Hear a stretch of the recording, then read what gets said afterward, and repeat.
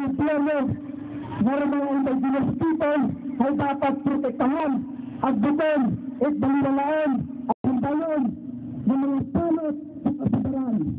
Kaya ng mga indigenous people, yung mga ate, yung mga bagay, sandaran, yung mga galing at atin ng kultura, iya sa punsod Pilipinas.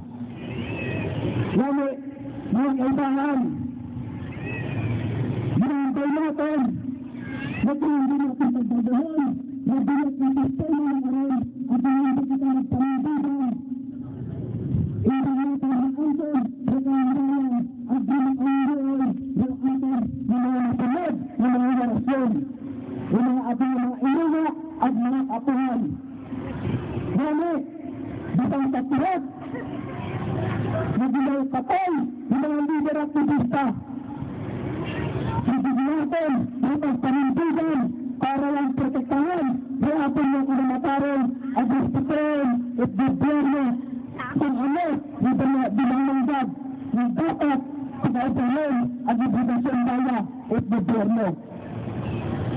Hindi dapat kita magtaglet. Pero, nagatugaw di ating rekaglet kaya sa bilet na sistema. Dahil kaya ang kananda sa mga programa cash transfer o kung nilambay na persis.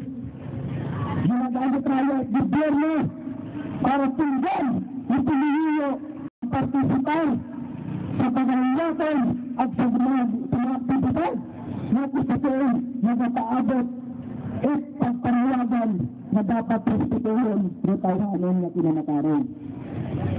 Lalo sa mga kailangan natin, isang sinta pang asulot at kabitiran, bisang sinta mga sulot, at Luzon, Visayas, Mindanao, ang pinakatapaka, iya, sa Banway Kalindo, dapat respetuhin at gobyerno ng mga kinamataron sa usapin at nasa madalang mayag na pilang libre na edukasyon at dapat makatayo na pag-respeto akin bilang isawa sa ultimo na tayo at akin na puso.